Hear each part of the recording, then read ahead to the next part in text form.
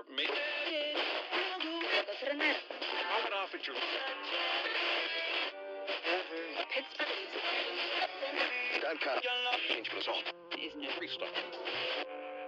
You are now rocking to #Originators at Originators Radio. We are the originators. We are the originators. We Facebook, YouTube, SoundCloud. The originators. We are the originators. We are the originators. We Facebook, YouTube, SoundCloud. The originators. We are the originators. We are the originators. Radio.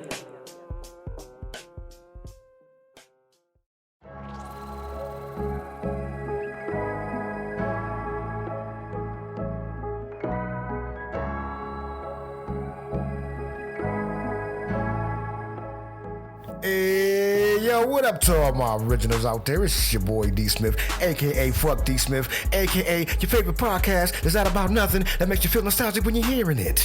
No doubt, baby. And it's your man Big AT from Audis. #Originators coming at you again for the month of June. #Originators Radio. You know where to find us at, of course.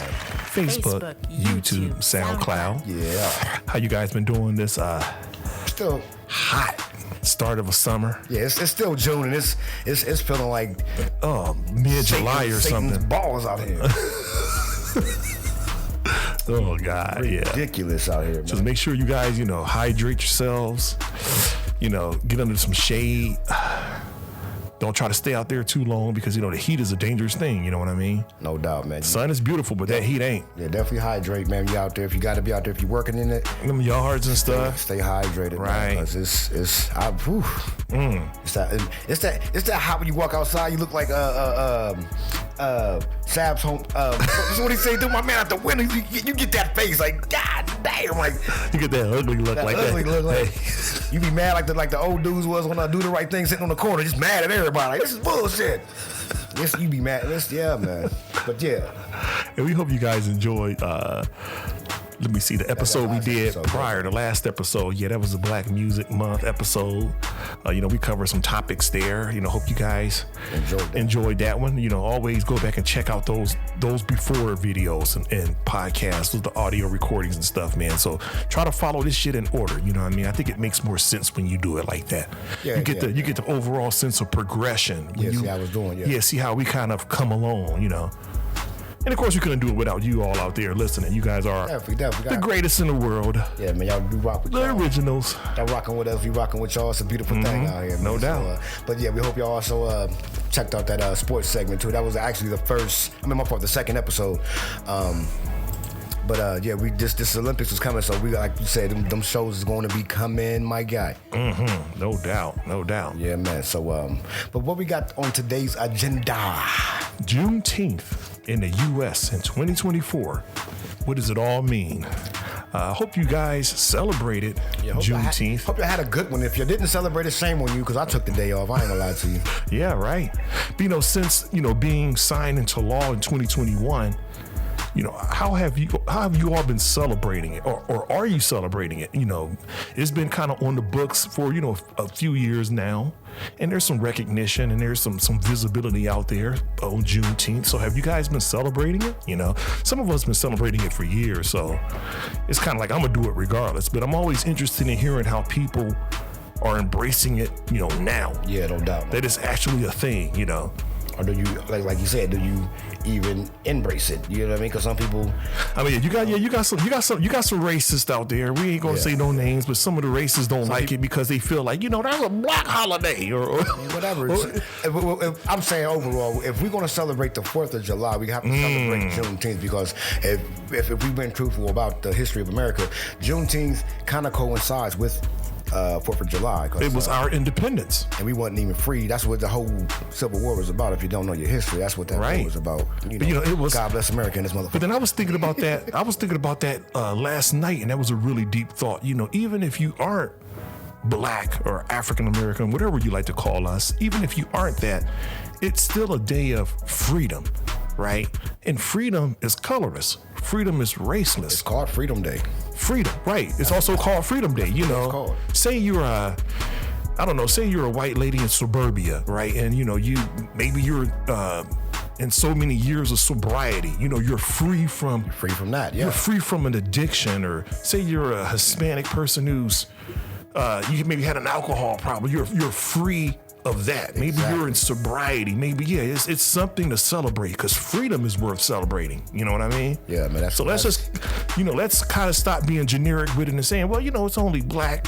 Yeah, of course it started with that, but freedom is for everybody. That's the beauty of freedom. That's what makes freedom, liberty, independence. That's for everyone. And I think that's something we should value and hold up. And put some respect on it. Put some respect on it, baby. But yeah. Now, this other topic we want to go to is, since we're like in the thick of summer, it feels like I said, it feels like it's July 20th. It's hot as I don't know what here in the Midwest where we at. But speaking about music, that's the thing that me and D. Smith loves. What is your all-time favorite summer anthem? What song out there reminds you of the summer months? When you at the car wash, you washing your car and you got the windows down. What are you playing? Hey, but you know what? That song, dude, that Marvin Gaye joint right there. But you know what? I don't even know why that popped in my head, cause it just popped in my head. It really reminds you of summer. I'm gonna tell you what song reminds me of summer. I used to go on a party.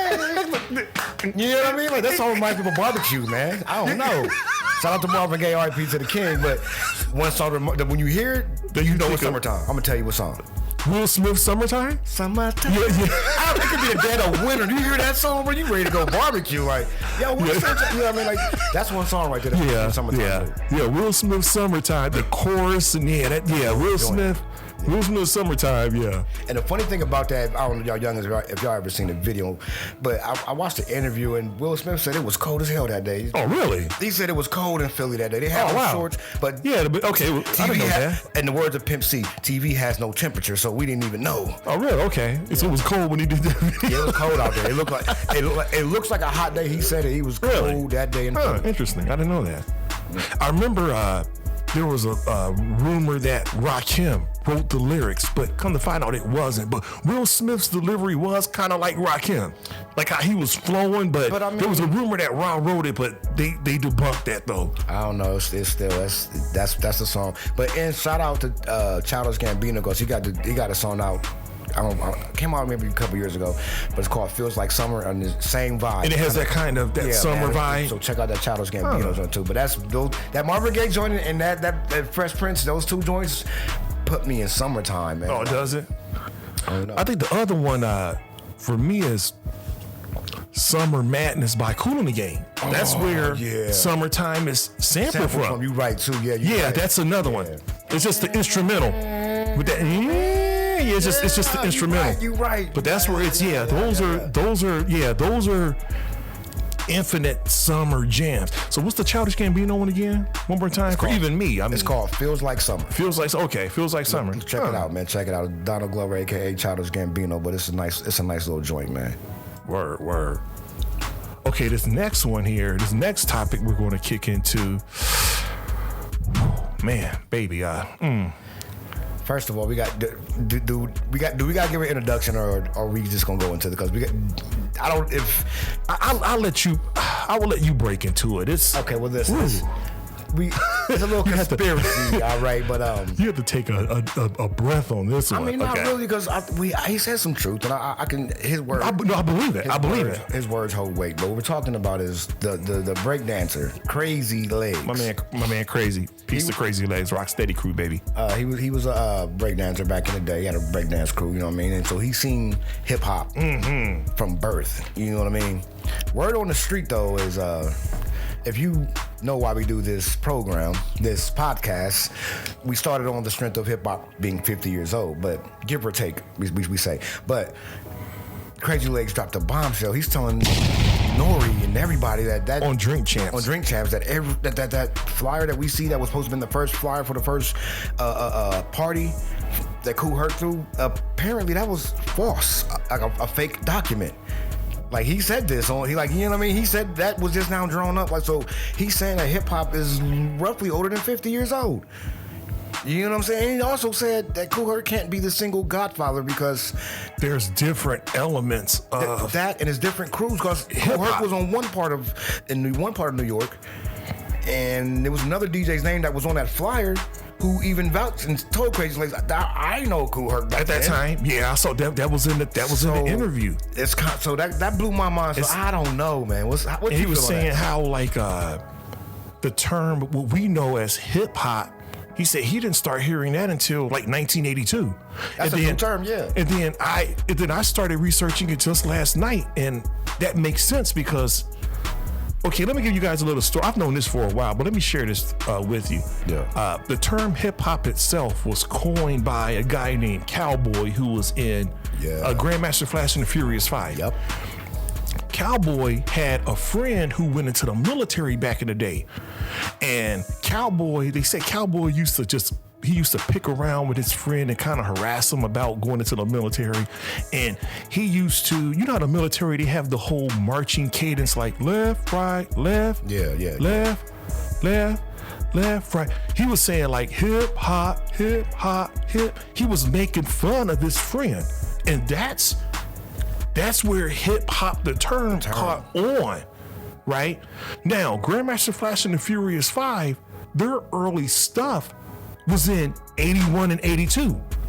So that all makes sense. So, yeah, if Cowboy coined that term in the early 80s, that makes sense. What Crazy Legs was saying is he don't remember hearing, Crazy Legs is like, he was born in the mid-60s. He's an OG. Crazy Legs was saying he don't remember hearing the term hip hop in the 1970s. He said he didn't start hearing it to the early 80s. So if Cowboy was a member of Grandmaster Flash and the Furious 5 in the early 80s, when those songs came out, that kind of makes sense. It makes hella sense, man. Because I know me, I wasn't, by no chance was I like grown in the 70s, but I grew up listening to Grandmaster Flash and Furious 5. And I recall the term hip hop more the 80s. You know, any of you older listeners out there, if you guys are in the 70s, were born, you know, maybe if you guys were born like in the 50s and you could remember the 70s, any of our older listeners, did you guys hear hip hop, the term in the 70s? I like to know because I've only remember it in the 80s. Yeah, I don't. But that's what Crazy was saying. He said, I don't remember hearing it back in the 70s. If you ask me, his word is bond. It seems kind of interesting. He also was saying how we kind of give Kool Herc, you know, he was giving Herc his flowers. He wasn't shitting on him. I don't see Crazy Legs as being a hater. I mean, he's an ambassador to culture, but he was saying how, you know, you have the four elements of hip hop. He said he believes that, yes, Herc did pioneer the whole DJ part, but then you still have the b-boying, the MCing, and the graffiti. Yeah. He was saying like, it would kind of been impossible for Herc to have pioneered those other three. Yeah. Because you had other pioneers within those three. He kind of thinks, in other words, that Herc gets this umbrella term. Like he's the father of it all. Yeah. Like it all came from him. And Crazy Legs was saying, he doesn't, that don't make sense. Yeah, and you know what, I can't. That's kind of deep though, right? I never thought of it like that. I never thought about it like that, but right now that you hear it, it's like, yo, like I said, he's seen hip hop. Yes, from the start. So he's it's like, an OG. I mean, he's not just talking because he got lips. You know what I'm saying? Like he spoke some real stuff right there, man. So and I was like, wow, that is. So basically, that's a revelation. What we saying is, again, hip hop is 50 years, 60 max. You know what I'm saying? But think about that. That's a bombshell, man. That's a bombshell. Because if Kool Herc, you know, Peace to Herc, you know, if he is the founder and he was the one who innovated and pioneering DJing, what did he do with breakdancing or graffiti? Yeah. Like, how would he have pioneered that? You know what I mean? So that was pretty interesting. Yeah, man. Definitely. So if y'all do get a chance, check that out on YouTube, that Drink Champs episode. Now this other one we're going to roll into. Oh, this is crazy, right? We're going to flash back in time here. So put on y'all seatbelts and 1991. Kind of take a journey back in time with us.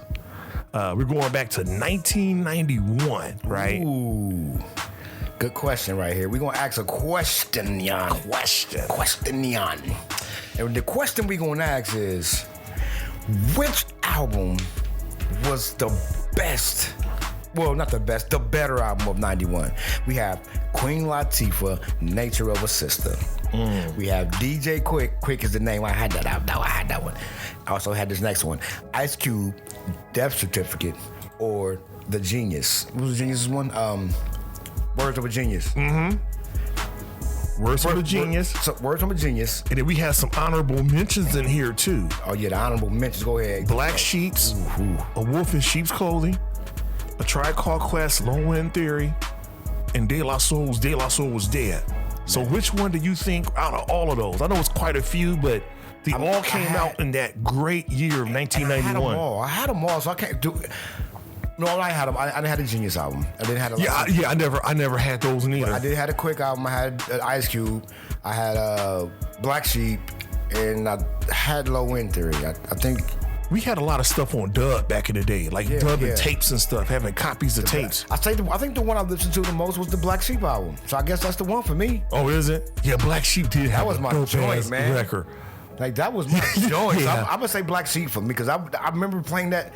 I played probably it so much. More. Yeah, I think I did too. Yeah, I kind of like muffled the tape. I played it so much. So yeah, Black Sheep's A Wolf in Sheep's Clothing was that was. Van Dam. But I tell you one thing. Van Dam. Yeah, man. But I tell you one thing though. That Death Certificate, Ice Cube's Death Certificate was like a punch in the gut though. Like that was real dope too. Yeah, it was controversial. It was raw. It was like that was. But believe it or not, as funny as it sounds, I never owned a copy of it. I had a copy of that. I've heard it so many times though. I never actually had. Back in the day, you heard tapes so many times. You didn't even need to buy it because your boys had it. Yeah. You go over your boy's house, they playing it. Yeah. You go to the basketball court, someone's playing it. So I didn't need to buy Death Certificate, but that Black Sheep was that was crazy. That Black Sheep album was definitely one of my favorite albums. But this next topic, man, we're gonna talk about this case with Young Thug. Now, I don't know if y'all know about it. I'm not a Young Thug fan, personally. Neither am I. But Gunna and him, I don't know much about them at all. The controversy right now is Young Thug, he came up, in the hip-hop scene. Some stuff happened back in, some street shit happened back in the day, like 2014 or 15 or something like that. Somebody ended up getting murdered.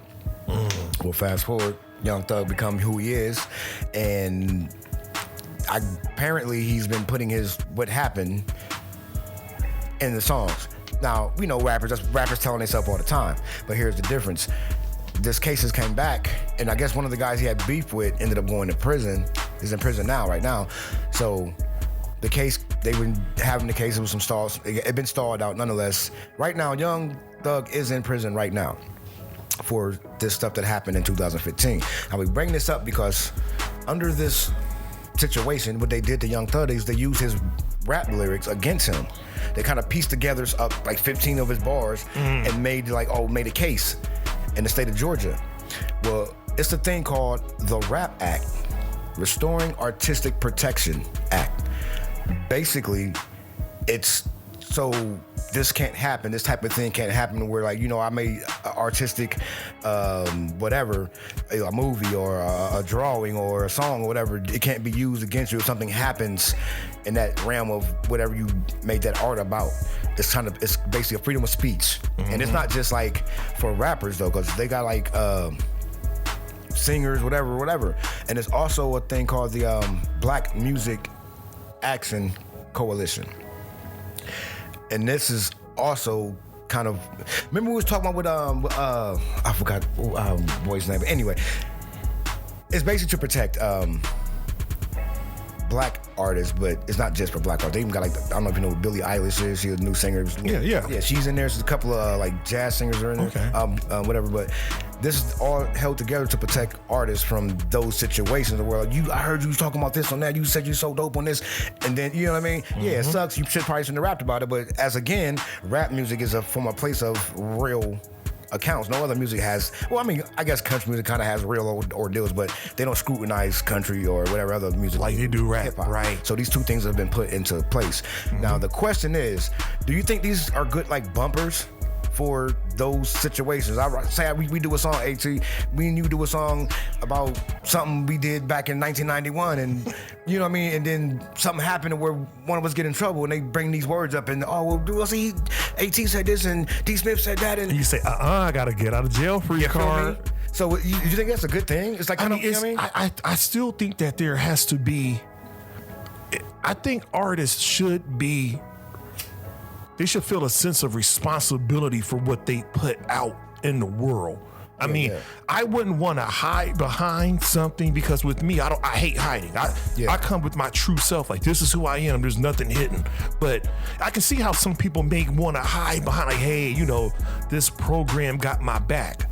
But like I mean, we had an episode where we talked about, I think you talked about this earlier in the year, but I want to reiterate it because this just affirms what I've been saying for a while.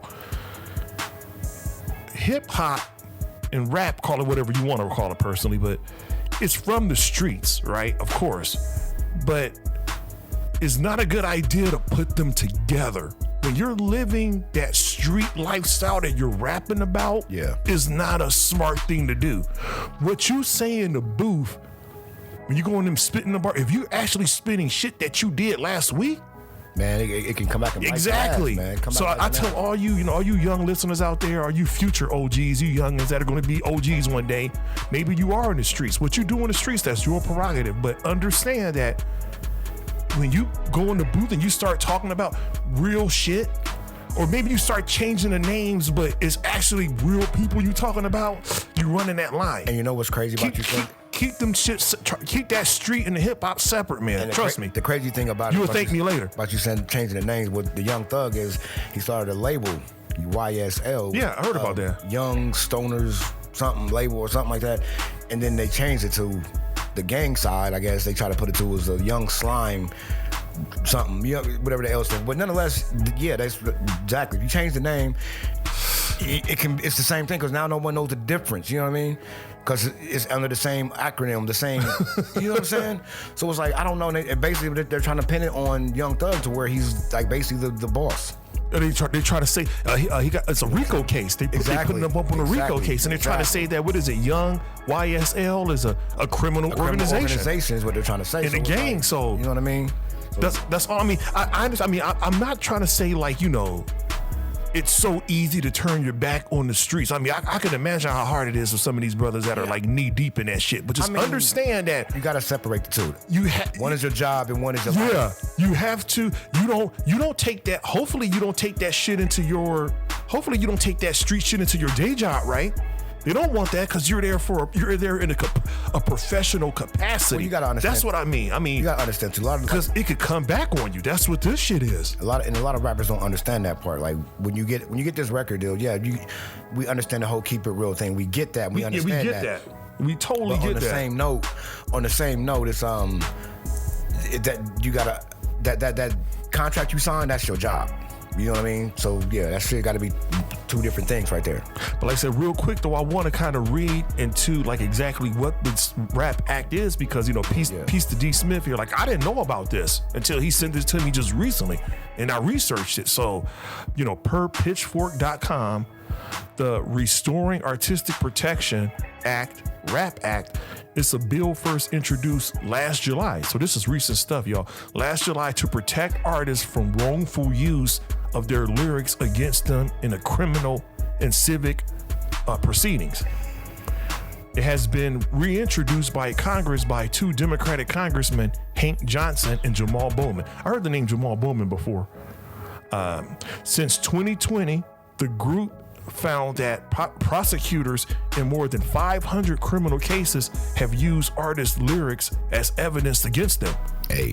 So that's crazy. Since 2020, they found more than 500 cases of people kind of ratting themselves out and thinking like it won't catch up with them. But like, it completely did. Now the BMAC, what you were telling me about, that's an advocacy organization, and it's formed to address systemic racism within the music business. The coalition advocates on behalf of Black artists, songwriters, producers, managers, agents, executives, lawyers, and other passionate industry professionals. And that's the mission statement from their online website, bmaccoalition.org. When I was BMAC Coalition. I forgot his name, but I just remembered. Clarence Avant. That's what the we talked about him before. Yeah. That's what the Black Music Action Coalition. They're kind of doing what he was doing for artists back then. That's remember I was talking about that. Yeah, you talking about kind of what he was doing then, like making sure Isaac Hayes got paid what the white artists are getting paid. But that's what that kind of doing the same thing. You know what I mean? Like you shouldn't have to be Jay-Z to get paid what Celine Dion gets paid if you got a good song, a good album, or whatever. Right. But that's what that's about. But what's up with that sidebar though, man? What's we got some sidebars here. Killer Mike. Killer Mike is in concert. That's on Friday, July 26th at the Nelsonville Music Festival in Nelsonville, Ohio. So for those of you who don't know, he'll be here. And I urge any of you guys out there, guys or gals, originals, to, if you haven't heard Killer Mike's Michael album, do yourself a favor and pick that album up. Like, please. It won a Grammy, but I can't put enough emphasis on that record. It's one of the dopest records I heard in a long time. Like, please pick that record up. Please. You heard it here first. I mean, it's such a personal and human body of work. I mean, it's just pick that record up. And Nas, we talked about this on last episode, but I want to go more into the details. Nas will be performing with the CSO, that's the Columbus Symphony Orchestra. Dope. At Picnic with the Pops. So that's what it is. And that's on Saturday, July 13th. And that's in Columbus. But from what I heard, the tickets have sold out. You can't have Nas come to Columbus.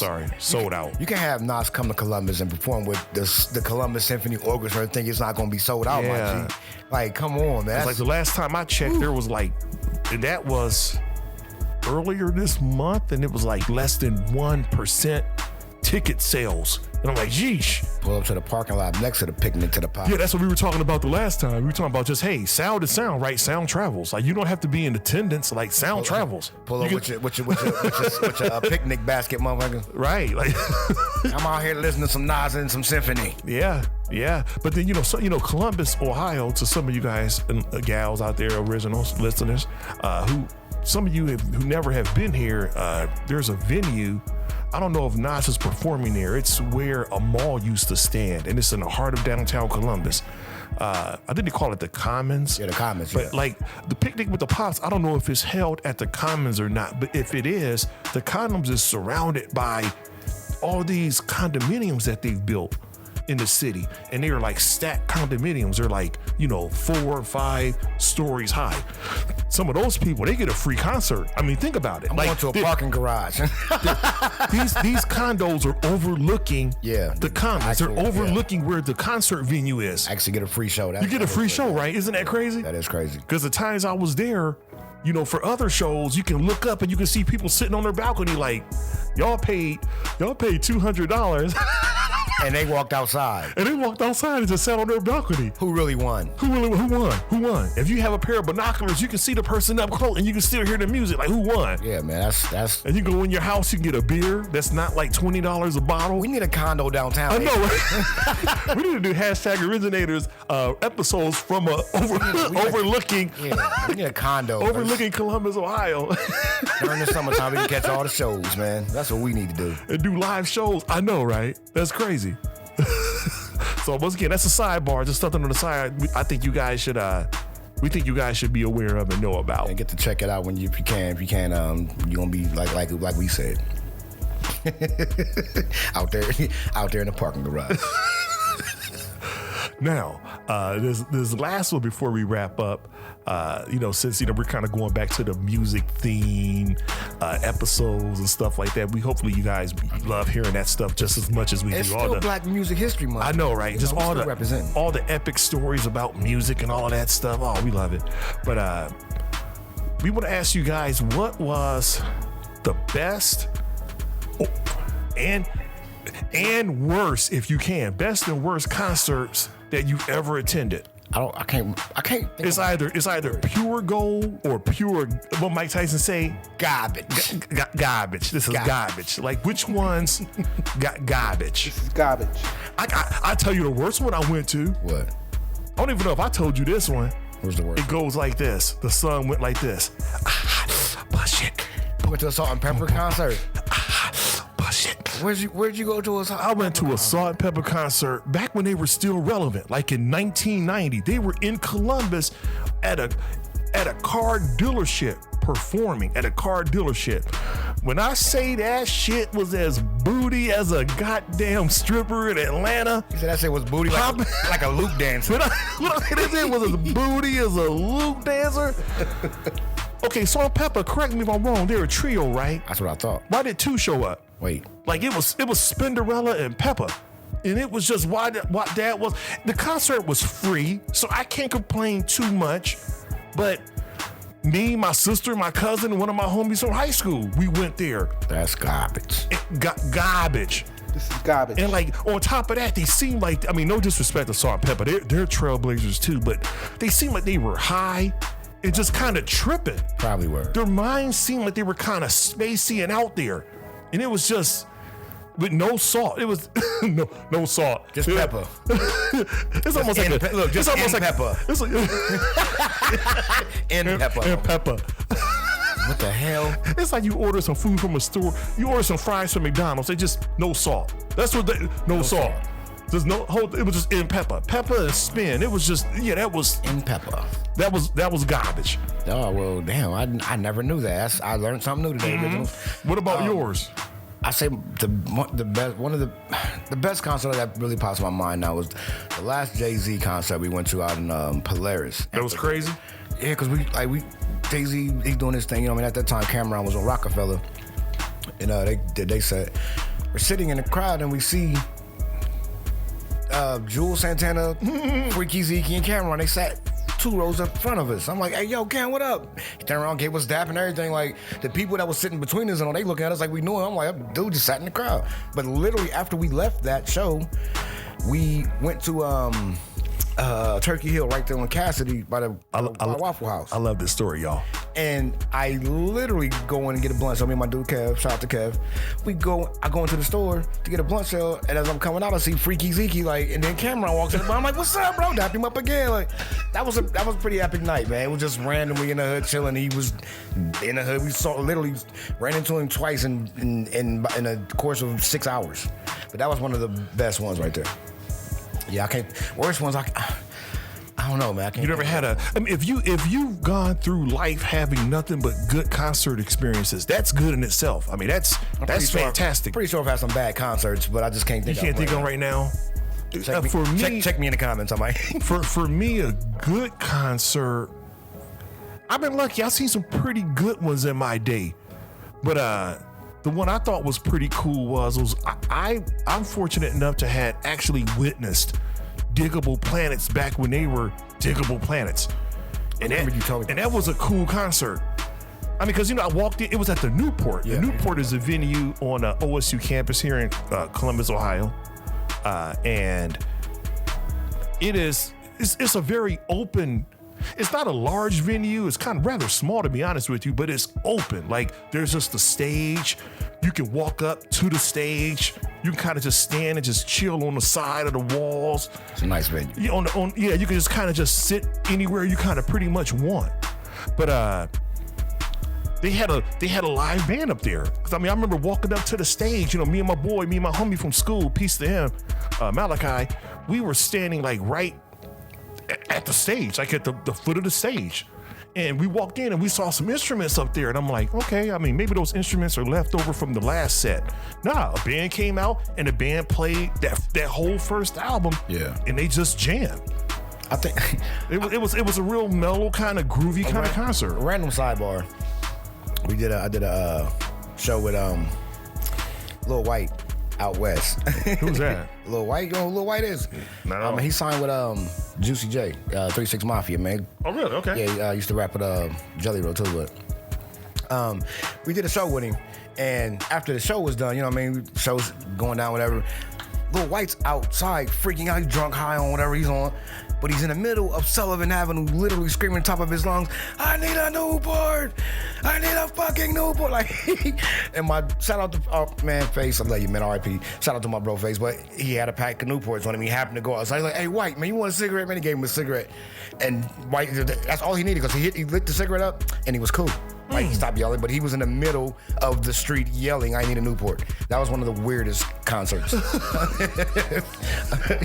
Yeah, man. Shout out to that, though. Shout out to Lil White, man. Like, get that man a pack of something. Like, he's showing his ass out. And you got to understand, he's from like Tennessee, so I imagine their stores probably still open a little bit longer. We on the west side of Columbus, stores were closed. That was after the show. It's like 2:30 in the morning, so he's freaking out because when most people don't smoke if you know Columbus, west side, most people don't smoke Newports. They smoke Marlboros, cowboy killers. White folks don't smoke Newports really, but Face, I mean, he hung around all of his niggas, so he smoked Newports. But nonetheless, yeah, that was a weird night, man. Yeah. Yeah, man. So I can't say that's words. That was just a weird concert. I say not a words. It was just a weird. Okay, but that wasn't the actual concert itself. That was outside of the concert. It was after the concert. Okay. Concert was good. We performed. You know what I mean? Turned up with them and had a nice show and everything. It was just after the show was done. We outside just chilling, smoking a blunt, whatever. And we kept hearing this yelling.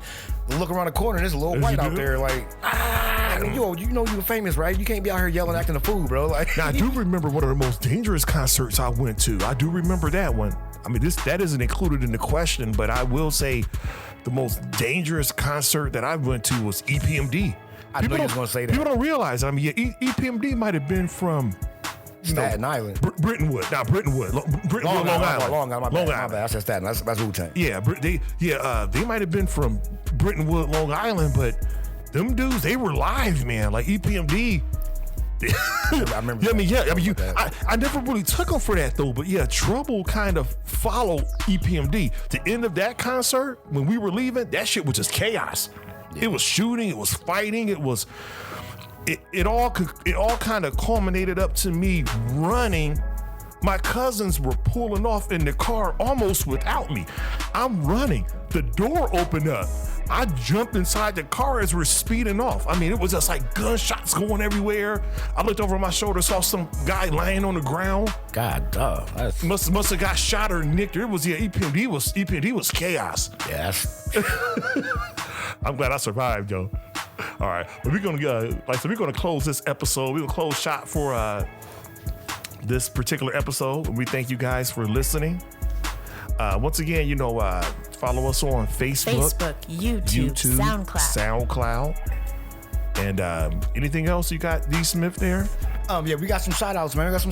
What you mean? We gotta do this. That's right. That's you know what I mean? We can't just leave without doing the shout outs. I mean, we promote the YouTube, SoundCloud, and Facebook, but we also got to shout out our little cousin, man, Keith, man. He got a podcast, man, over on the Black Opal TV network on Roku. Right. Yeah. It's called Knights of the Round Table. So if you do have the Roku, check out Knights of the Round Table, man, on the Black Opal TV network. Also, I don't know if you knew, but June is Men's Mental Health Awareness Month. So, men, that I didn't know. Men, take care of your mental health. We got to do that, man. I know we got to be strong, and you know what I mean. But I think we talked about that on the mental health episode too, right? Yeah, back in May.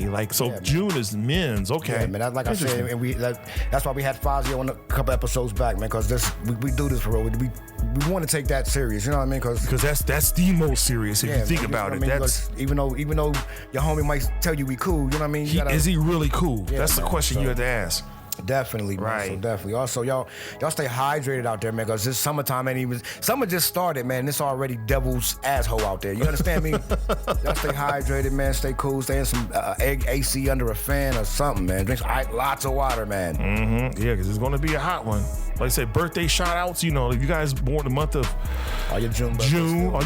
Yeah, it's still June. So all your June birthdays, we love y'all, man. If your birthday ain't came, happy birthday to you. If your birthday already did come, again, happy birthday to you. And also Father's Day. Hope you guys had a nice Father's Day. Man, peace and love to all the responsible fathers out there in the world, taking care of their families and protecting their roost. We need to be that. We need to be that. Right. Man. We are us OGs, man. After us, man, these knuckleheads are taking over. So we gotta plant our seed accordingly. Because if you got kids, you gotta think if your daughter's gonna be one of these little knucklehead dudes, or is your son gonna be one of these little knucklehead girls. So we gotta take care of that, man. But y'all be safe out there, man. We're gonna wrap this episode up, man. We're gonna see y'all next time. Don't forget to check out Originator Sports, also with Everybody Hates D Nice. Favorite midlife crisis. You know what I mean? Your favorite midlife crisis. I love that. That never man. gets tired. Yeah, Okay. man. Yeah. So with that being said, it's your man Big AT from out east. And it's your boy D Smith, aka Fuck D Smith. We out here. Out.